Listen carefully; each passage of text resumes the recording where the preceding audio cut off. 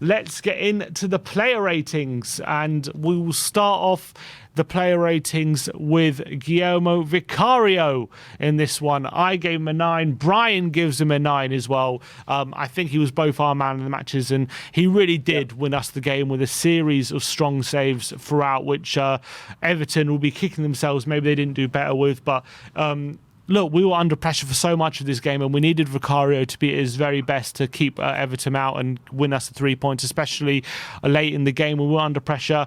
Those 2 saves from Danjuma late on were absolutely fantastic and world-class saves. Should have really, on another day, been 2-2 or even a loss on another day as well with Howe performing. But brilliant performance from Guillermo Vicario. Been signing of the season for the price we paid for him as well.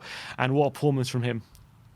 Yeah, I don't know what much more you can say about that. What I will say is I have noticed I've never seen so many people wearing goalkeeper jerseys since we signed Vicario. The goalkeeper top seems to be a must-have out item this season. I think, and fully deserved, he's been absolutely outstanding. I would hope, like we did kind of with Dele Alli, when we kept giving him contracts straight away, I would be looking immediately at tying him down again. He has just been absolutely magnificent.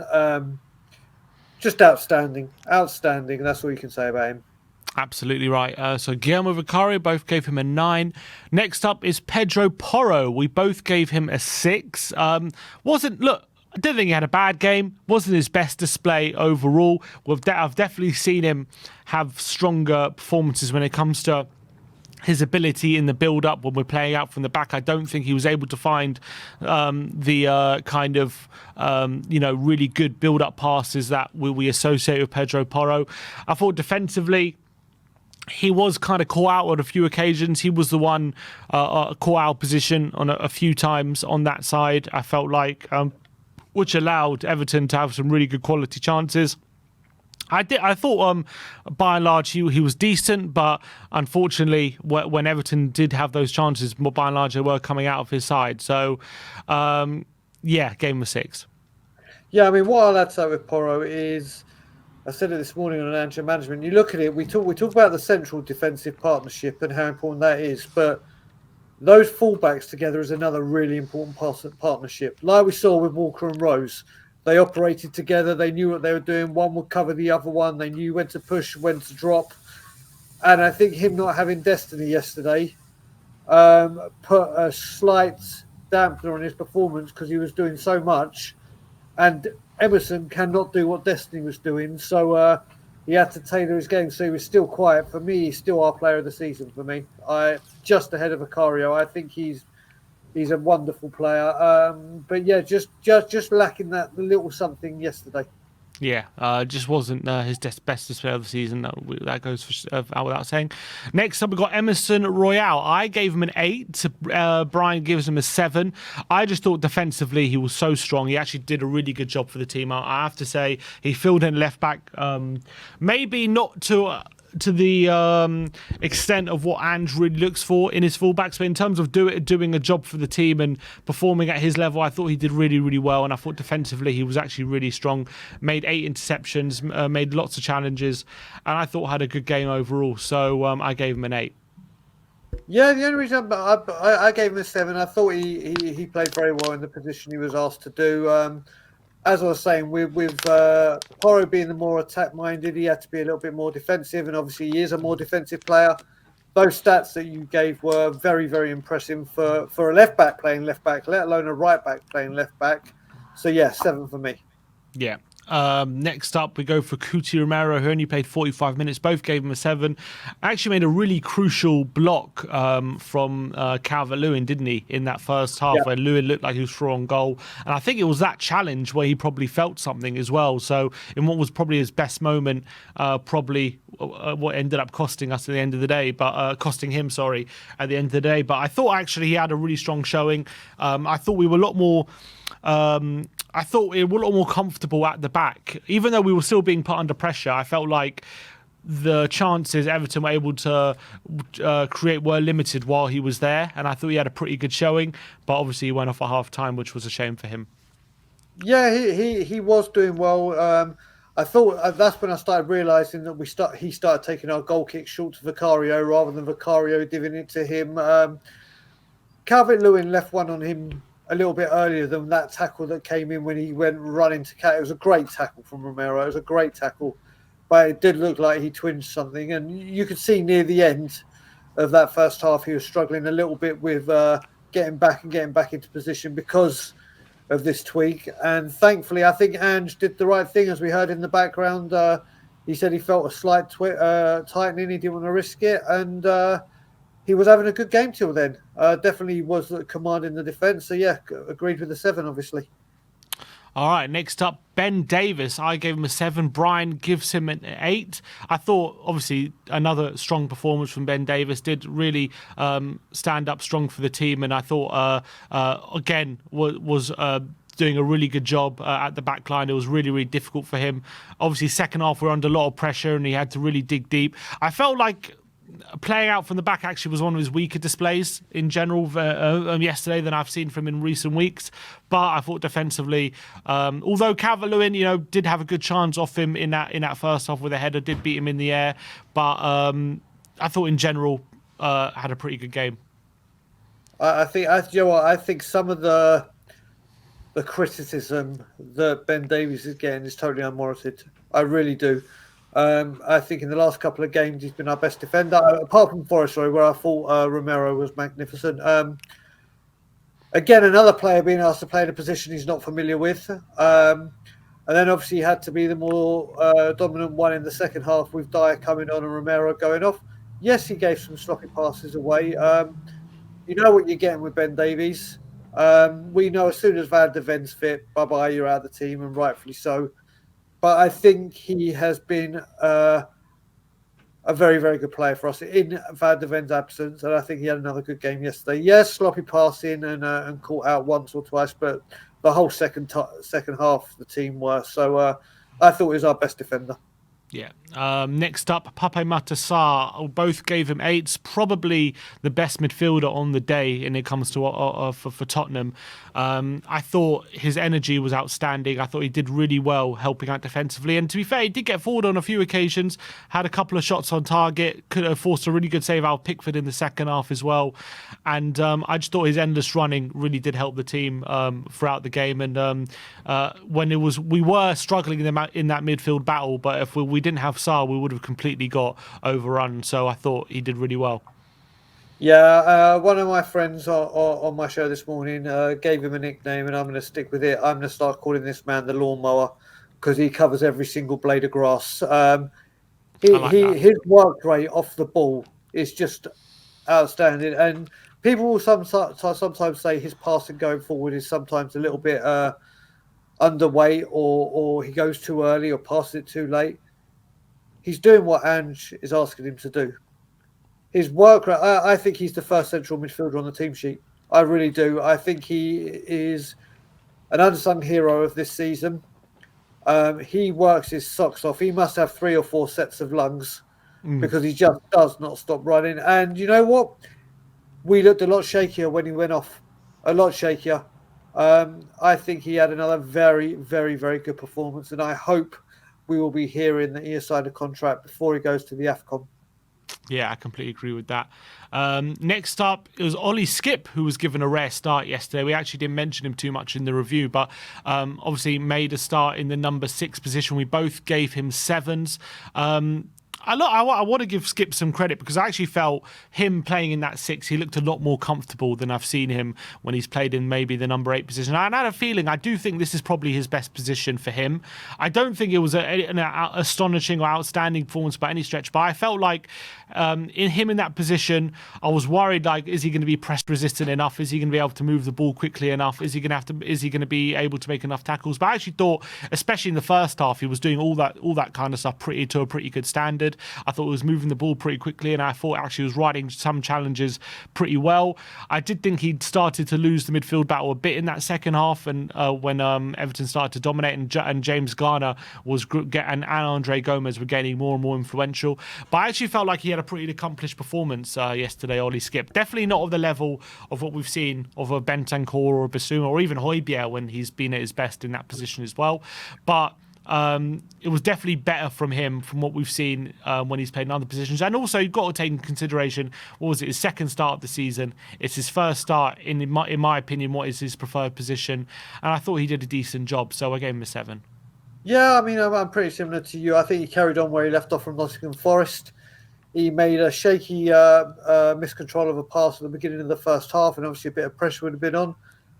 But he did make quite a few important interceptions or last-ditch tackles in the midfield to stop counter-attacks going on. Some of his passing was nice and concise, and I think he did do well. We expect better, we want better, but like you said, it's his second start of the season. He came in, was asked to do a job, and I think he did it. Yes, he tired, but again, we know what we're going to get from Ollie Skipp. And what for Ollie Skipp's standard that he has set, was this a good performance? Yes, it was. Can he do better? Yes, but I think he did well yesterday. Yeah, I completely agree. I was pretty happy with him. I thought he did decent. Next up, we have Kulusevski, and we both gave him a 6. Look, it was a bit of a weird one for Kulusevski because he was involved in both the goals we scored. Obviously, a lovely dummy for the first goal, and then a really nice little slipped through ball for the second goal as well, which helped obviously Son tap it in to Brennan Johnson. And he obviously forced a really good save out of Pickford in that second half as well, so could have found himself on the score sheet. But apart from those moments, it definitely was one of his quieter games. He definitely wasn't as involved as he has been. Obviously, he's been in supreme form, hasn't he? In that central midfield in the last few games, definitely was on that level. Like, I feel like in those games, he's been just so much more involved and so much more like creative. But like, maybe we are being harsh because in our best moments of the game, he was definitely at the centre of them.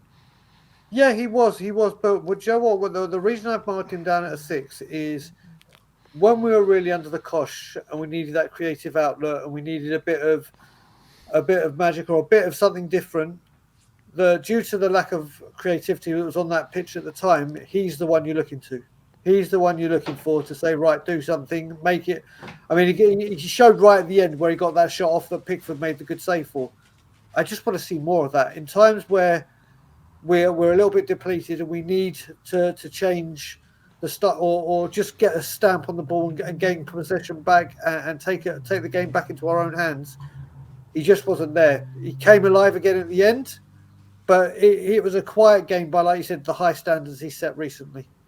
Yeah, definitely. I think we compare it to his recent performances, just wasn't at that level. But actually, look, I think it goes to show what a great player he is. Where even when he's maybe not having the best of game, he still comes up with crucial moments of quality, which actually proved decisive at the end of the day. So really good.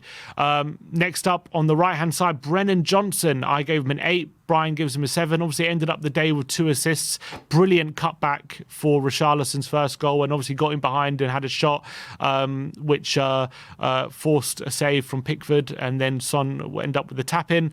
Ended up with 5 key passes on the day, which was more than anyone else on the pitch. I thought he was probably our most threatening player. He was the one getting it behind and really stretching the Everton backline.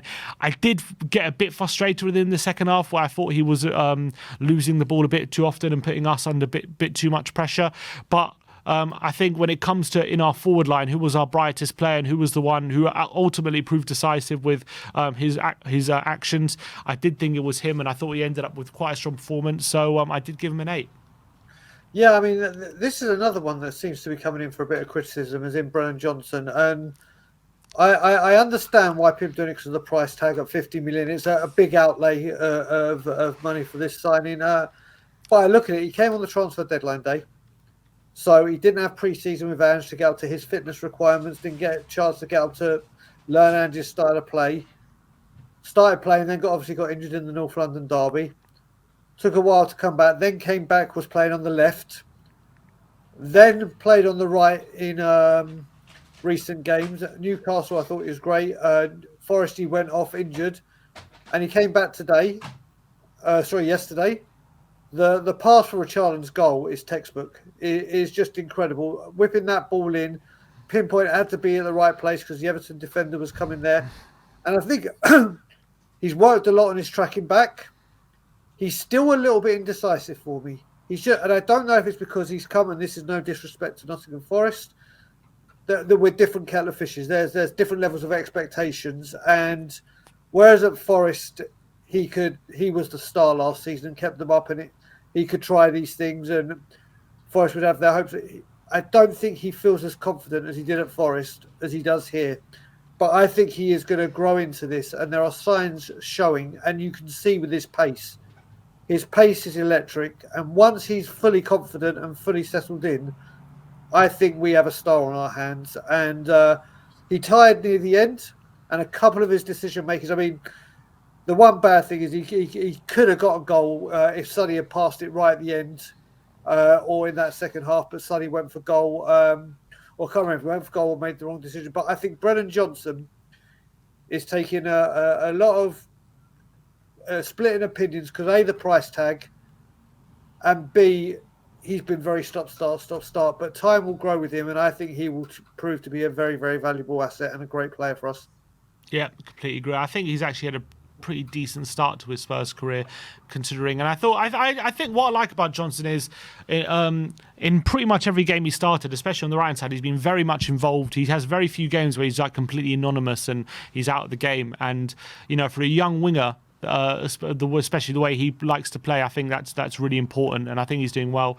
Next up, we have Richarlison. Both gave him 7s. Got on the score sheet again. 3rd game in a row. He's on the score sheet with a really proper striker's finish, that wasn't it, from Richarlison. Yep. Really, really good run to the near post and a really clinical finish into the corner. Good pace. And I thought he did a pretty decent job while he was on the pitch. Obviously, Ange confirmed after the game that he came into this game probably not 100%, feeling a bit of pain in his back. But I thought actually, again, his hold-up play was a bit better in general. And again, he's looking sharper. Apart from the goal, obviously didn't really threaten too much the Everton backline, but I thought he did a decent job for the team overall, and took his goal really well. So gave him a 7, and that's 4 goals in 3 games for him now. Exactly. You know what? After the Newcastle game, people said, he's done it one game, let's see him put a run together. Then he scores against Forest. It's like, yeah, well, it was fun. And now he scored that goal. I think if this game was last season, he doesn't even make that run to get there. And if he gets there, he might not have even put it in. He took that with supreme confidence. He was integral in some of the first half flowing moves with the tricks and the flicks. He was central to them, and his work rate has never been in doubt, has it? He always puts in a shift. It's just you haven't been put in there for your work rate. You've been put in there to put the ball in the back of the net. And since he's played with a left winger on the left wing, a right winger on the right wing, and a bit of creativity, he's found his form. And I fully expect him to start and score against Brighton and Bournemouth. And he's grown in confidence, and let's hope it continues because I'm really liking what I see from him.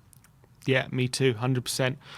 Next up, we have Heung-min Son, who both gave him a 7. Obviously, did get his goal. One of the more simpler finishes you're more likely to see from Heung-min Son on the day. Just tapped home after probably Pickford would be a bit disappointed how he just parried it straight to Son. Probably could have done better with that save. I felt Jordan Pickford at that time.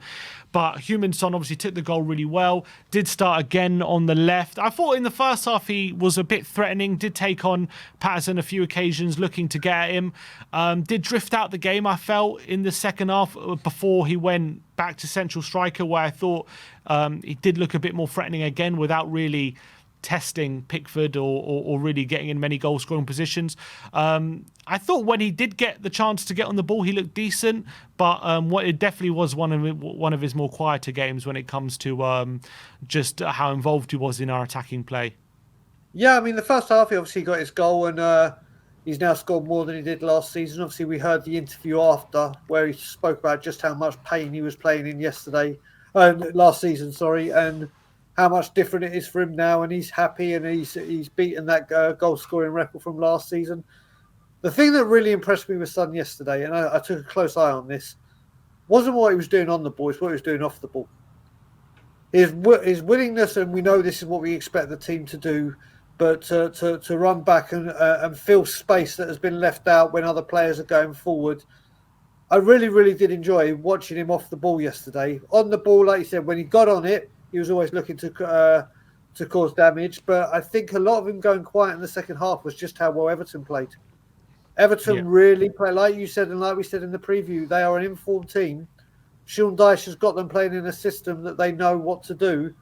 and they were troubling us, which had an impact on us going forward. Still think, like I said, that chance Brennan Johnson could have had if he had crossed it into or laid it onto him. But listen, Son still did what we need him to do, and he's going to obviously be a huge, huge miss, both as what he does on the pitch and most importantly, his leadership when he goes to the when he goes away on international duty for South Korea. Yeah, 100%. He's going to be a massive miss, and I think he's again. He's showing every game what a great captain he is, and I thought yesterday stood up for the team yet again. And look, as you say, 11 Premier League goals a season, only second to Erling Haaland at the moment in terms of Premier League goals. So having a really great season again in front of goal. Now moving on to the substitutes. First up, Eric Dyer came on at half time. Both gave him a 6. I don't think he played badly. I don't think it was a terrible performance by any stretch of the imagination. I just felt he just gave them something to target, and he was definitely a bit of a weakness when it came to his pace when we're playing that high line, and they did kind of look to exploit that a bit. He did make some crucial challenges, and actually if you look at the save Vicario made, I did think it took a little nick off Eric Dyer as well, so maybe, I don't know whether that made it easier for Vicario to save or what, but did put some crucial blocks and challenges in that second half, and by and large did his job fairly well. But I just felt like the dynamic having him on the team definitely did harm us a bit. For me, it did harm it. Some of his passing when he first got on was wayward. Yes, he made that good block, which he's meant to be making before the goal. Obviously, that corner being what they scored wasn't his fault. He was doing his job.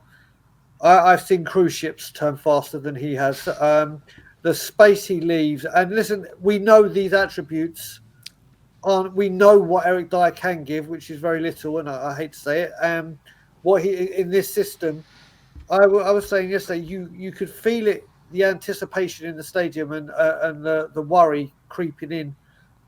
And I'm now at the point with should Romero not be able to make Brighton or Bournemouth, let's just say, I really want a Phillips or a Dorrington, because the way that like the air got sucked out of that stadium with the expectation and the dread, I'd rather it be filled with anticipation of what can this young kid do. Let's see what he can do. Let's see what he can give us. If he makes a mistake, we tried and he made a mistake. But you know what you're going to get with Eric Dyer. He can't keep up with the pace. He leaves space open. His passing is 50-50. Why not try a youngster? But obviously Angelo's better than me. I got, like I said to a guy that was there from Everton, an Everton fan in the Scotland Yard, I said, I've got more confidence that we now draw this 2-2 than we win this 3-0. And it almost happened. And that came since Eric Dyer was on the pitch. Yeah, hard to disagree, but yeah, there you go. Both gave him a 6. Giovanni Lo Celso, we both gave him a 7. I actually thought it was a really bright cameo from him, to be fair. I thought actually when he came on the pitch, he actually really helped relieve the pressure a bit with some of his ball-carrying ability and gave us a bit more quality in Everton's half, which we were lacking, I felt, when he was off it. I think he did a really good job helping us see out the game and actually put in some really good challenges as well while he was on the pitch. Was really bright, was looking to get on the ball and provide something for us. I think he set up that chance for Kulusevski as well, which forced a good save out of Pickford. So credit to Gio, good cameo from him. So I gave him a 7. It was as well, and coming back from an injury, and we know what he's like with injuries, to come on, I think it's refreshing that we can bring him on to do that. Like I said, what he delivered in that cameo, yes, he was a lot fitter than Kulusevski at the time. He gave us what I was hoping Kulusevski would give us in that little bit of an outlet, that little bit of a spark. But he came on and he did a very good role for the moments he was on. Yeah, good stuff from Gio. And last but not least of the subs, it was Pierre-Emile Højbjerg. We both gave him a 7. Actually thought did pretty well. I thought he allowed us to some good possession and did some defensively, did a really good job for the team. One interesting conversation around Højbjerg, I guess, going into this game, after this game, is that the fact that Ange went for Skipp ahead of him in the number 6 position, is that hinting that maybe if Højbjerg's looking to leave in January, maybe Ange is looking to the future, and if he's going to have to rely on Skipp in that position more often in the coming weeks, maybe that's why he went with him, because during the season he has preferred Højbjerg to Skipp in that position in general, but he did go with Skipp yesterday. So what do you think? Is it maybe a sign that Højbjerg could be moving on next month, the fact that he didn't start this game? I think it is, Simeon. I think it is. But do you remember we spoke about this during the build-up in the preview story? And I said, you know what? I think Pierre has more of an impact and can have a bigger impression in the game when he comes off from the bench, because Ange knows exactly what he needs him to do. Whether it's keep it solid or be more progressive, because this is where we are. We look at the Man City game. He came on at half-time and made a massive impact. I think he did the same again yesterday. I think as much as I love Pierre, and I'd rather he start than Skipp, I actually think Pierre-Emile Højbjerg is doing a better job for us coming off the bench when he knows where the game is and what we're setting out to do, rather than starting it. I think he's having a much more impact coming off the bench. And I thought yesterday he came in and did exactly what the manager asked. And I thought he had another good performance, but I think he is better for the Ange system coming off the bench. Yeah, I agree with that. But it'll be interesting to see in January if there's any movement there, considering, because I just feel like if Højbjerg was definitely staying next month, like there's no reason not to have started him yesterday. He hasn't exactly been starting every game. It's not like he's tired or anything. Playing in that number 6 position, which he has started in a few times this season and done a fairly good job at when he's given that chance. So the fact that Ange went with Skipp yesterday, I think maybe is saying, I want to give Skipp more opportunities, because he's maybe going to be here for longer than Højbjerg, and he's going to have to get used to that role. So maybe that is a sign that Højbjerg, maybe his days are numbered in terms of maybe he could be going next month. But we'll have to wait and see. I did think Skipp did all right, which we spoke about before. Let's talk about Ange. We both gave him 7s. Look, I don't think he got anything wrong with the lineup. He obviously played what he could given the circumstances. We played some pretty good football in that first 20 minutes. I did think obviously going 2-0 up was very, very crucial in obviously winning this game. That is what won us the game overall. We did start really quickly. I thought, would I say we managed the game perfectly? Probably not. I think obviously Everton got back in the game and they controlled the game for large parts, so maybe it would have frustrated Ange. But I think actually he made some good subs at good times. Bringing Gio and Højbjerg on when he did was a good decision. I thought they really impacted the game well. So I thought he got the subs well right. And obviously we did end up grinding out the game 2-1. And look, we're now 4 points off the top of the league after 18 games, which is astonishing. So gave him a 7 on this occasion. Yeah, listen, at the end of the day, a win's a win. Doesn't matter if it's by an inch or a mile. It's 3 points. He would have come in and wanted to get the job done. I think if that game had gone on for 5-10 minutes more, who knows what may have happened. Would Everton have got another goal back? Who knows? But that doesn't matter. It's over. It's dealt with. And like you said, the big decisions he had to make with Skipp and Højbjerg, we may disagree with them, but they've turned out to be right, haven't they? And he keeps doing it. Sometimes I do question the timing or the nature of the sub, but more often than not, he's proved me wrong happily, and that's why as a manager I'm not. And yeah, you can't say he did anything badly, did he? He's playing a depleted squad, and as you said, we're going to Christmas top 4 points off top, and he's getting the job done. 3 wins on the bounce. Absolutely. So that is it for the player ratings. Let me know your player ratings in the comment section below. But yeah, look, got the win in the end.